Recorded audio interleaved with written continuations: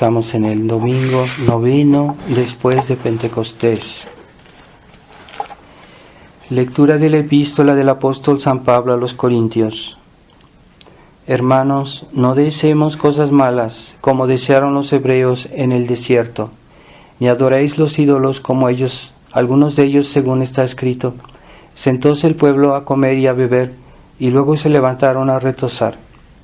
Ni forniquemos como algunos de ellos fornicaron, y murieron 23,000 en un día. Ni tentemos al Señor como hicieron algunos de ellos, y perecieron, mordidos de las serpientes. Ni murmuréis como algunos de ellos murmuraron, y fueron muertos por el ángel exterminador. Todas estas cosas que les acontecieron eran figuras de lo venidero, y están escritas para escarmiento de nosotros, que hemos venido al fin de los siglos. Y así, el que piensa estar firme, cuide no caiga. No os vengan sino tentaciones humanas superables. Pero fiel es Dios, que no permitirá seáis tentados sobre vuestras fuerzas. Antes con la tentación os dará los medios que os permitan no sucumbir. Lectura del Santo Evangelio según San Lucas. En aquel tiempo, al llegar Jesús cerca de Jerusalén, mirando a la ciudad, lloró sobre ella diciendo: si tú conocieses también en este día el mensaje de la paz, mas ahora está oculto a tus ojos. Sí, vendrán días sobre ti en que te circunvalarán tus enemigos, y te rodearán y te estrecharán por todas partes, y te arrasarán con tus hijos dentro de ti, y no dejarán en ti piedra sobre piedra, por no haber conocido el tiempo en que Dios te ha visitado. Y habiendo entrado en el templo, comenzó a echar fuera a los que vendían y compraban en él, diciéndoles: escrito está, mi casa es casa de oración, y vosotros la tenéis convertida en cueva de ladrones. Y enseñaba todos los días en el templo. Antes de comenzar el sermón, quisiera hacer una pequeña aclaración, porque este sermón también muchas personas lo escuchan en internet, y quería simplemente decir que en estos días pasados un sacerdote que antes conocimos bien, que era aparentemente un buen sacerdote, el padre Pfeiffer en Estados Unidos, ha decidido hacerse consagrar obispo. Pero esa de por sí ya no es correcto, porque no somos nosotros que decidimos si seremos sacerdotes o si seremos obispos, lo que fuera. Es la Iglesia que debe tomar esta decisión, o un hombre de Iglesia autorizado que pueda tomar esta decisión. Así que eso de por sí es anormal, pero incluso él se hizo consagrar por un obispo de la línea Tuc, un obispo sedevacantista, un obispo feneísta, que es un error que ha sido prohibido por la Iglesia. Y hay varias circunstancias que agravan esta decisión de él. Así que tanto el padre Giuco como yo nos hemos deslindado de toda contacto con él, y pedimos a los fieles también que no participen y que ya no tengan relaciones con el padre Pfeiffer. Desgraciadamente así es, porque Monseñor Lefebvre pedía eso a los fieles y a los sacerdotes con todos aquellos que tomaban una decisión parecida, y pedía que ya no tuvieran contacto con ellos. Así que lo que podemos hacer es rezar por él, pero debemos estar conscientes de que eso fue una muy mala decisión del padre Pfeiffer. En el nombre del Padre, del Hijo y del Espíritu Santo. Amén. Ave María Purísima. Estimados hermanos, en este domingo noveno después de Pentecostés, hemos escuchado el Evangelio de nuestro Señor, cómo Él lloró sobre Jerusalén, porque Él veía el futuro. Él veía en las causas las consecuencias que iban a venir después, y Él veía en su vida cómo ese pueblo fue infiel, y no solo fue infiel a la gracia que recibieron, sobre todo en el momento que nuestro Señor estaba con ellos, sino que llegaron al punto de crucificarlo. Entonces nuestro Señor llora sobre esta ciudad porque Él no le desea ese mal, no le desea que sea castigada. Pero es algo inevitable porque la justicia tiene que venir a momento dado y Dios no puede renunciar a su justicia.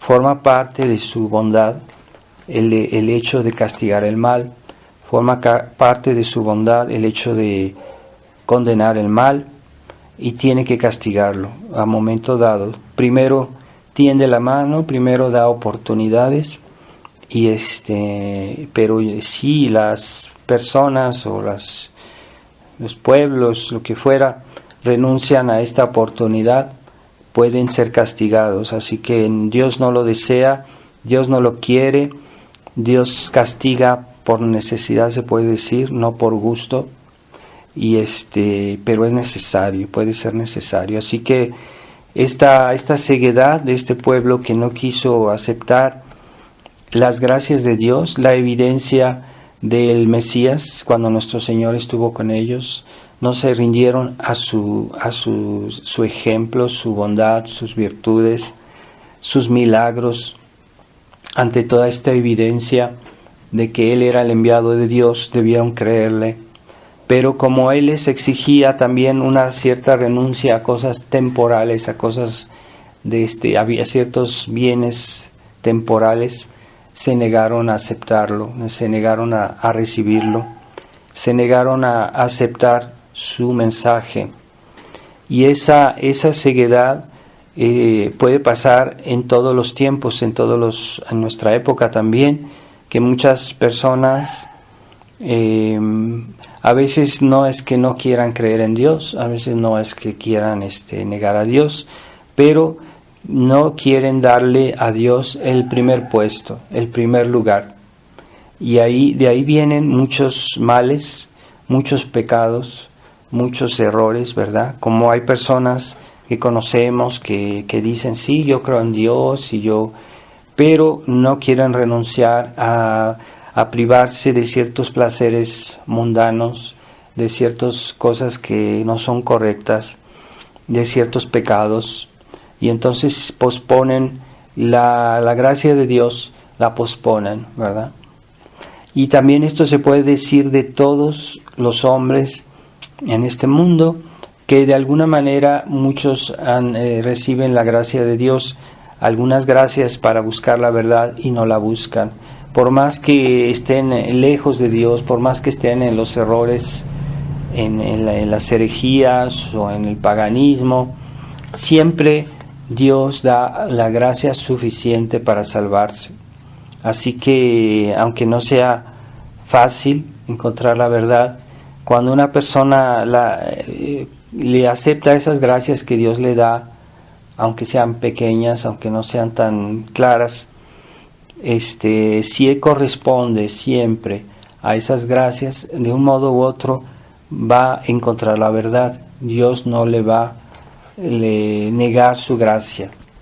Pero el gran problema del hombre, de los hombres, del hombre moderno, es que no corresponde a las gracias de Dios. Tiene otras prioridades, así que hay otras prioridades que son su comodidad, el dinero, las diversiones, y esas son sus prioridades, y no piensan en rezar, en acercarse a Dios, o en todas esas cosas que todas esas cosas buenas que Dios nos da y que deberían despertar en nosotros un deseo o un agradecimiento hacia Dios.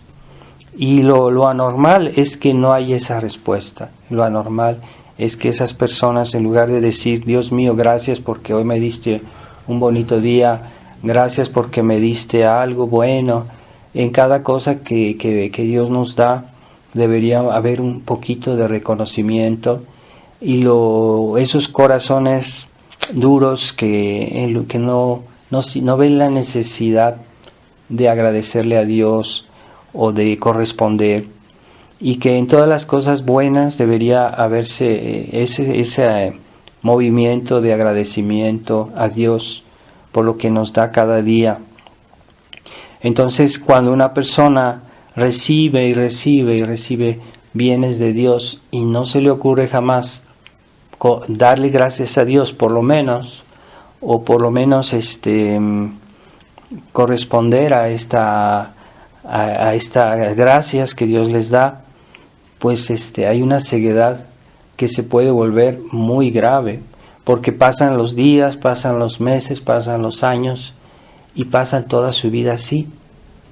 Y hay personas que pasan su vida y mueren en esa situación.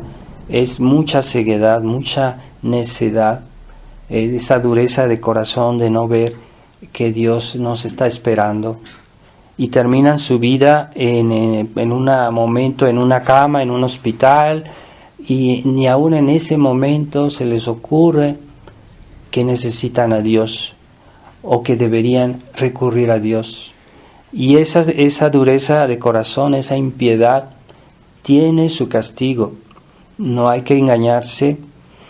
Hay personas, yo estoy consciente que hay personas que han recibido menos, que no han recibido todas las gracias que nosotros hemos recibido como católicos, en una familia cristiana, en una vida más o menos tradicional, porque los tradicionalistas no siempre son un ejemplo, pero hay personas que también han recibido muy poco, pero de todos modos, en ese poco uno puede hallar a Dios, uno puede desearlo, puede buscarlo. Hay personas que tienen poco pero que buscan a Dios, y es muy raro. Pero esa dureza que hay hoy en los corazones es esa impiedad que incluso ha sido fomentada por este mundo moderno, por este mundo liberal, por este mundo que ha hecho creer al hombre que el hombre es lo más importante y que el hombre puede bastarse a sí mismo, que el hombre puede ser feliz por sus propias fuerzas, y que lo que cuenta es en esta vida el dinero, la prosperidad, la salud, y se quedan a ese nivel siempre. No es falso que podamos aspirar a un cierto bienestar que no es pretencioso, que no es ostentoso, pero todos necesitamos una cierta estabilidad en las cosas materiales, es justo, pero no podemos estar siempre a ese nivel en toda nuestra vida, en todos nuestros actos, y son cosas que necesitamos, con tal que no se exagere, pero no es la prioridad, no es lo más importante, no es para eso que fuimos creados. No estamos en esta vida para esta vida, estamos en esta vida para merecer el cielo. Este tiempo de esta vida es un tiempo de prueba, es un tiempo de elección, en el cual tenemos que decidir nuestra eternidad. Así que es muy importante que veamos eso, y cuando hay personas que no ven eso, no ven que hay otra vida, ni siquiera se hacen la pregunta, ni siquiera les interesa, sabiendo que van a morir, porque pues, todos saben que un día todos mueren a un momento dado, todos vamos a morir, pero nos hacen esa pregunta, decir, ¿y después qué pasará? ¿Qué hay después? Bueno, entonces si no creen que hay algo después, pero vale la pena considerarlo, porque es algo demasiado importante, porque después es la eternidad. ¿Y que en qué eternidad voy a caer? ¿En la buena o en la mala? Entonces vale la pena hacerse esa pregunta. Así que esa mentalidad de negligencia de la otra vida no solo es un defecto, es una cosa gravísima, es una locura poder pasar toda la vida sin pensar en eso y sin prepararse al día del juicio al que Dios nos va a juzgar. Entonces esa ceguedad no se explica humanamente, solo la fe nos puede explicar que esa ceguedad viene de la malicia humana, de la ceguedad de corazón, la ceguedad espiritual, porque incluso humanamente uno puede decirse, pues sí, si hay otra vida, hay que ver qué pasa, cómo puede ser eso y qué es lo que debo hacer yo. Entonces, incluso humanamente es sensato pensar en qué pasaría después de mi muerte, humanamente hablando. Incluso si no tuviera la fe, yo podría hacerme esa pregunta, es importante, pero hay personas que no se les ocurre ni siquiera pensar en eso. Y así viven como animales, como bestias, y nada más piensan en los placeres físicos, materiales, temporales. Así que el hombre no solo tiene un cuerpo, tiene un alma, y el alma es más importante que el cuerpo, porque es el alma que hace vivir al cuerpo, es el alma que decide, que toma nuestra inteligencia, que nos hace tomar decisiones. Quiere decir que nuestra alma es más importante. Pues sí, entonces ¿cómo es posible que las personas vivan solo para cuidar el cuerpo y no piensen en su alma? Eso es también una locura, una insensatez, algo que no se puede, que no tiene explicación. ¿Cómo es posible, verdad, que no entiendan eso? Entonces, así de absurdo son los hombres que no tienen la fe, porque incluso para vivir humanamente bien, se necesita tener la fe en Dios, porque cuando uno tiene la fe en Dios y toma también decisiones, humanamente hablando, adecuadas, correctas, sensatas, y porque el hombre que no solo no tiene la fe, pero que no quiere absolutamente aceptar la fe, se vuelve como un animal, porque en lugar de buscarlo a lo alto, aspirar a lo alto, aspira a lo bajo, y entonces se vuelve dependiente, esclavo de las cosas menos importantes, y son sus sentimientos corporales, físicos, y el alma se vuelve esclava de los gustos del cuerpo, de las necesidades del cuerpo. El alma se envilece. Aunque ellos piensan que son personas felices y que no les falta nada, pero es una ceguedad que es que un día se arrepentirán de haber pensado y obrado así.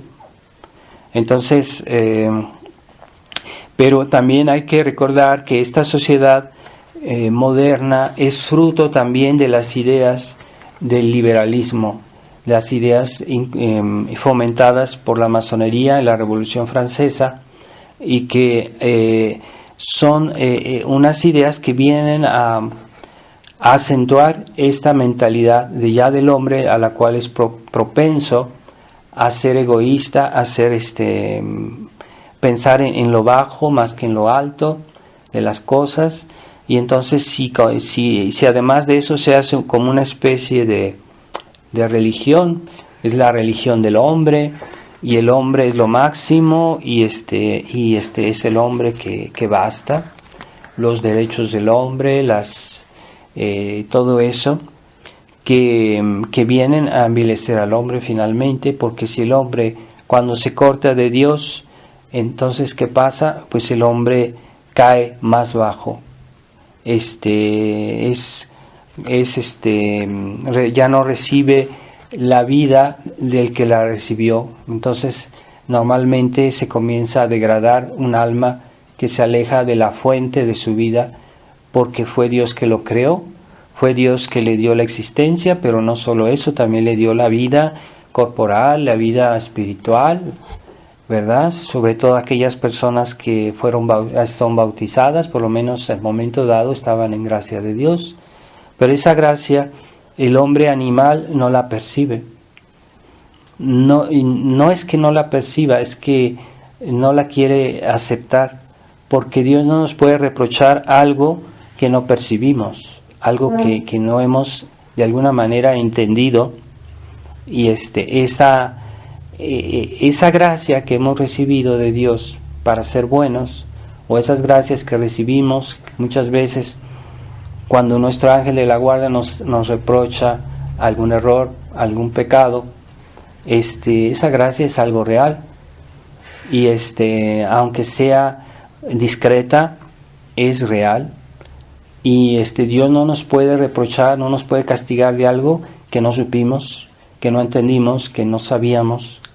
Pero si Dios castiga toda esa negligencia, es porque en realidad es negligencia, y hay un pecado de negligencia hoy en los pueblos cristianos que se han convertido a la religión del hombre, al humanismo, al materialismo, al hedonismo, ¿verdad? Que es la búsqueda del placer por el placer. Y el placer no es lo más importante es el amor a Dios. Y en el amor a Dios se encuentran todos los bienes, porque como Él es el autor de todos los bienes, aquellos que están con Dios, que poseen a Dios, por el mismo hecho, poseen todos los bienes en el cielo. Pero no hay bien mayor que la posesión de Dios, ¿verdad? Así que no es lo mismo ver el reflejo, por ejemplo, del sol, que se refleja en todas las cosas que vemos durante el día, pero es un reflejo. Pero si miramos al sol es diferente, la luz del sol es 1000 veces superior. Así que todas las cosas buenas que Dios nos da son un reflejo de su bondad. Y si no queremos subir a la causa de esta bondad que está en las cosas, pues estamos en el error, estamos engañados, estamos mal. Así que debemos pensar en esa relación y no ser miopes, no quedarnos siempre en lo que es inmediato, en la inmediatez de nuestra vida, en las cosas que nos interesan actualmente, inmediatamente, de cada día. Hay que ver más lejos.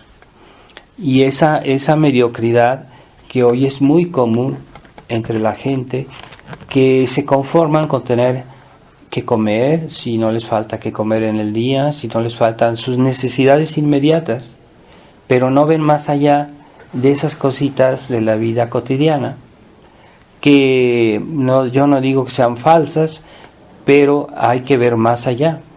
¿Quién me dio todo esto? ¿Por qué estoy aquí en la tierra? ¿Para qué Dios me creó?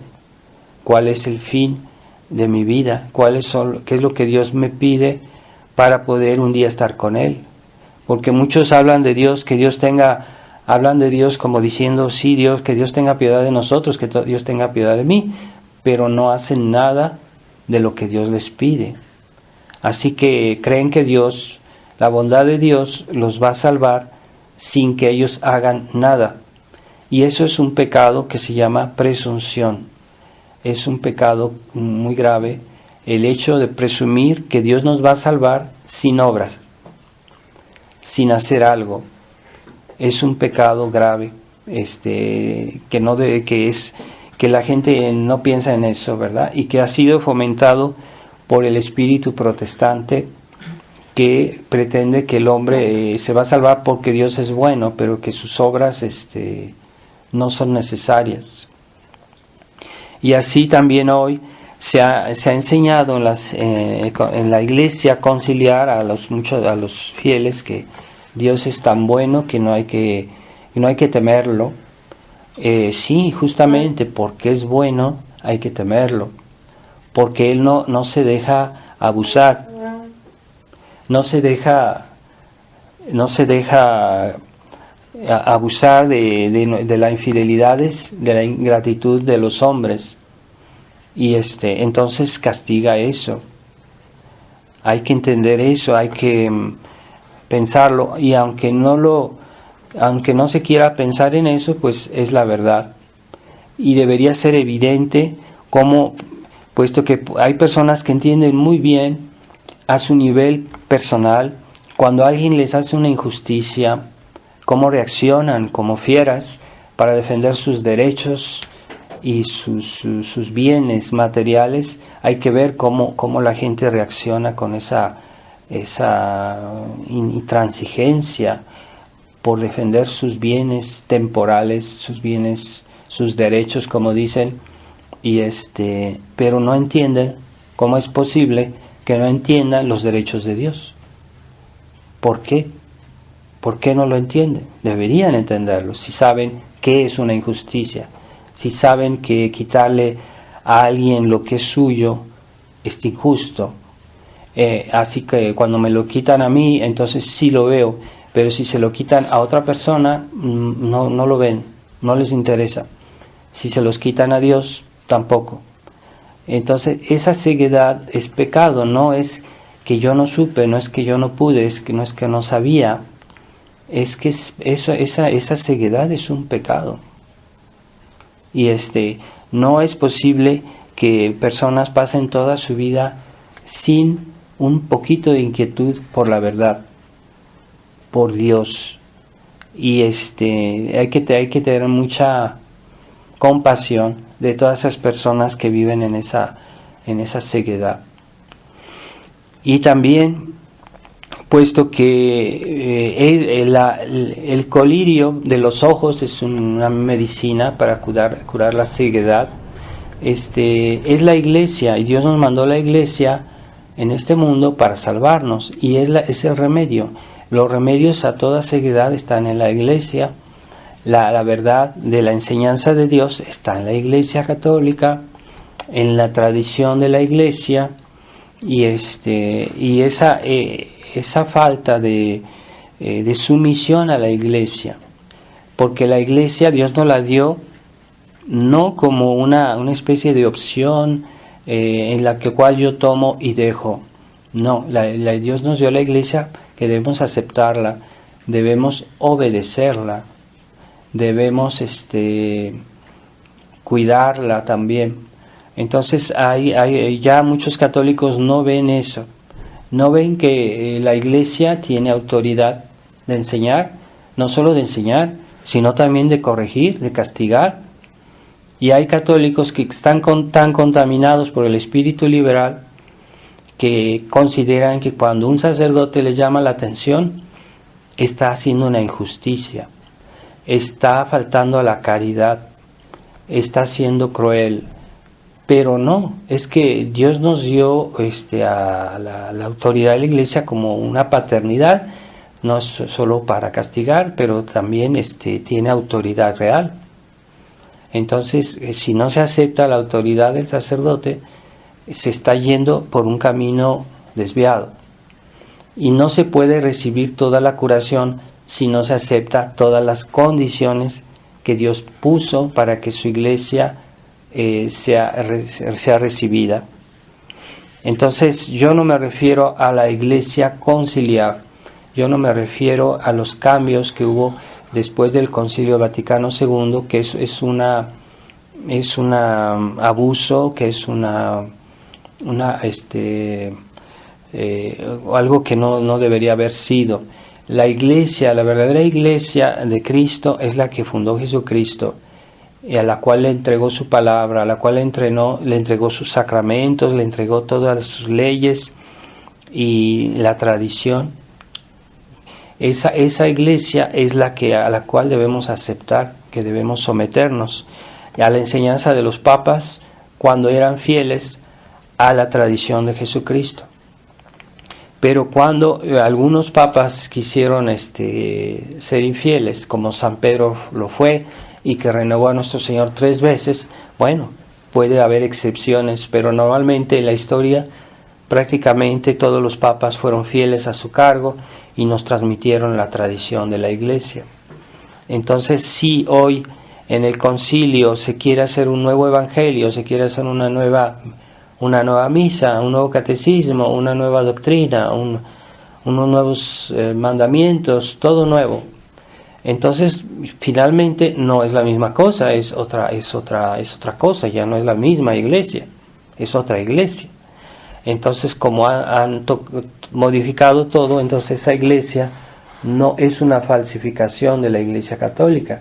Y justamente tal vez Dios ha permitido eso como castigo, porque cuando la Iglesia estaba bien, los católicos no la escuchaban. Y hay quejas de muchos papas que eran buenos, que eran tradicionales, que se quejaban de la tibieza de los católicos, de la falta de obediencia a la autoridad de la Iglesia, a las indicaciones de la Iglesia, y que por eso Dios permitió que hubiera esta crisis tremenda en la Iglesia como un castigo, porque ahora los nuevos pastores van en el sentido de la debilidad del hombre, del egoísmo humano, y les dicen: no, es que esto no es pecado, no se preocupen, ustedes pueden seguir viviendo así, pueden seguir comulgando, Dios es bueno, que Dios no les va a reprochar esta actitud.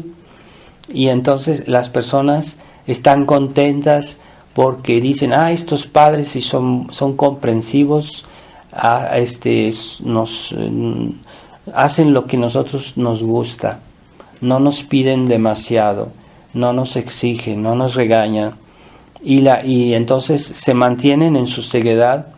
Esos falsos pastores es un castigo de Dios. Esos pastores que vienen a confirmar a los hombres en su pendiente negativa al mal, en lugar de sacudirlos y decirles: cuidado, despierten, hay un Dios, hay un infierno, hay un castigo, hay un purgatorio. Entonces, en lugar de decirles eso, nomás les han dicho: no, Dios es bueno, Dios perdona, Dios no. Incluso hay quienes niegan que exista el infierno, o dicen que el infierno existe pero está vacío.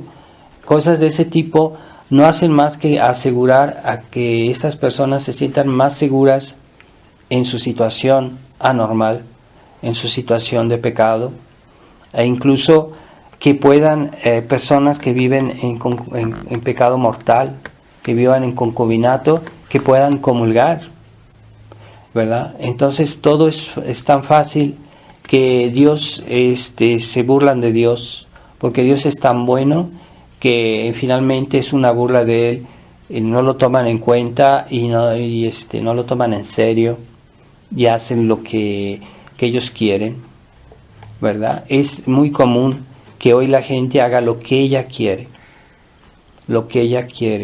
y esa es una de las marcas del hombre moderno, que le gusta hacer lo que él quiere.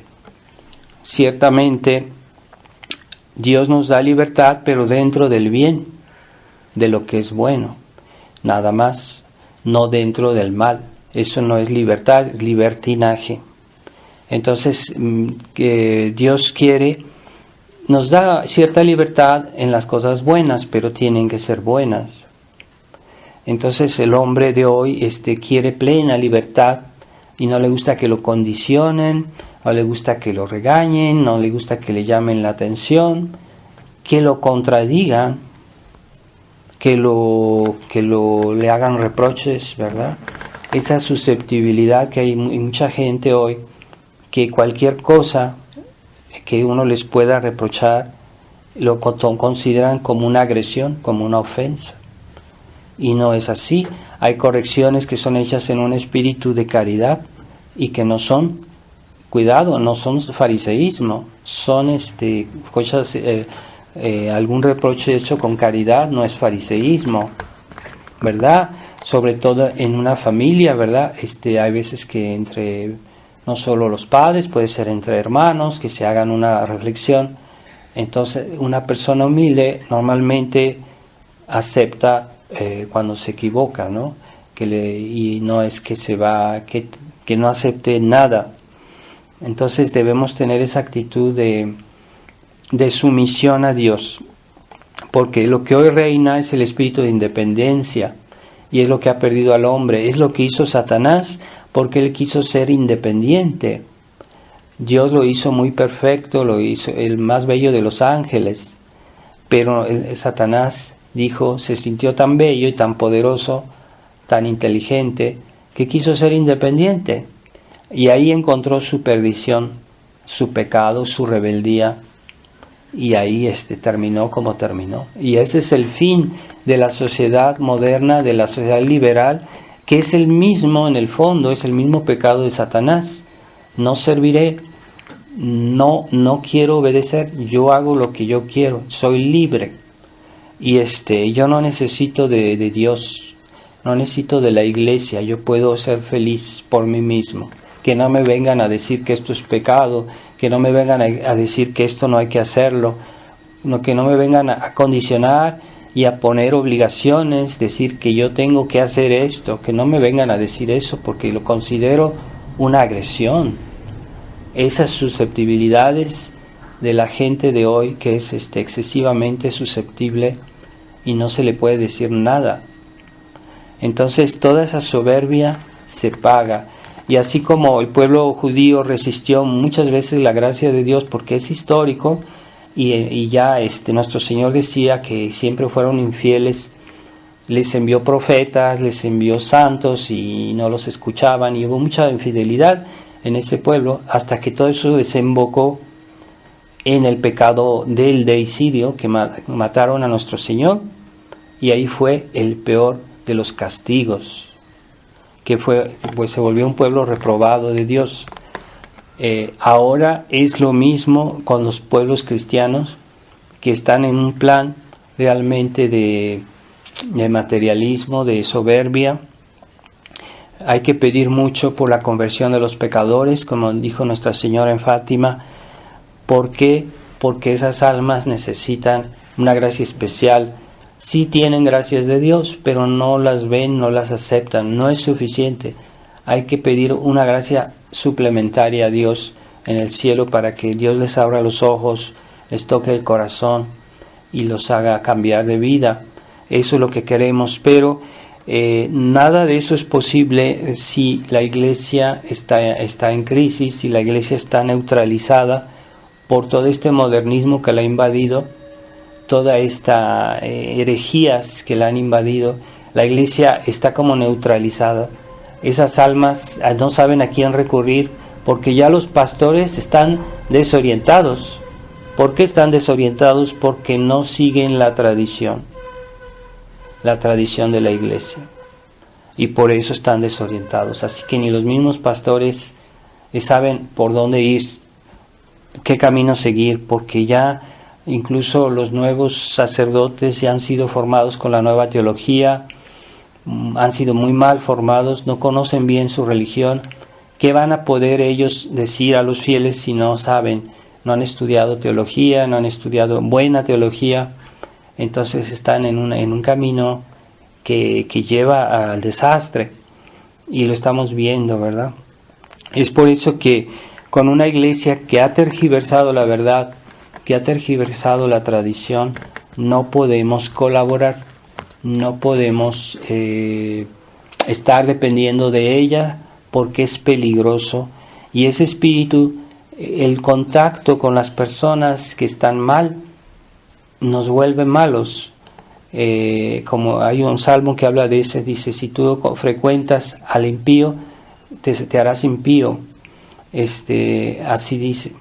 Entonces nosotros debemos evitar las malas compañías, y debemos evitar hoy, desgraciadamente, a todos los ambientes de la iglesia que ya están contaminados con las ideas liberales, con las ideas modernistas. No es que sea un espíritu de cisma, sino por necesidad, para preservarnos. Y ese espíritu, un día, pues Dios tendrá que purificar su iglesia, no sabemos cuándo ni cómo, pero Dios no va a abandonar su iglesia. En el momento dado va a haber una purificación. Que nosotros, cuando Jesús venga, cuando Jesús nos pida cuentas, nos encuentre vigilantes, y que nos encuentre fieles a la verdad de la fe, a la verdad de la tradición de la verdadera iglesia. No hay otro camino. Para salvarse no hay otro camino que pertenecer a la iglesia verdadera católica, pero no a la iglesia modernista, no a la iglesia conciliar, porque esa es una falsificación de la iglesia, una pantalla que se nos pone para que no podamos ir a la verdadera iglesia. No, no es esa iglesia que queremos pertenecer. Pertenecemos a la Iglesia Católica, una santa, católica y apostólica, no a la iglesia de Papa Francisco, que es una falsificación. Vamos a pedirle a Dios que nos ilumine y que ilumine a todos los católicos y que suscite en los corazones la verdadera fidelidad a la gracia, a las gracias de Dios, que en todo lugar, podríamos decir, hay motivos. En todas las cosas podemos hallar motivos para amar a Dios, para servir a Dios. Pedimos al corazón inmaculado de María esta fidelidad a la gracia y a todas las gracias, pequeñas y grandes, que Dios nos presenta y nos hace conocer. Ave María Purísima, sin pecado concebido.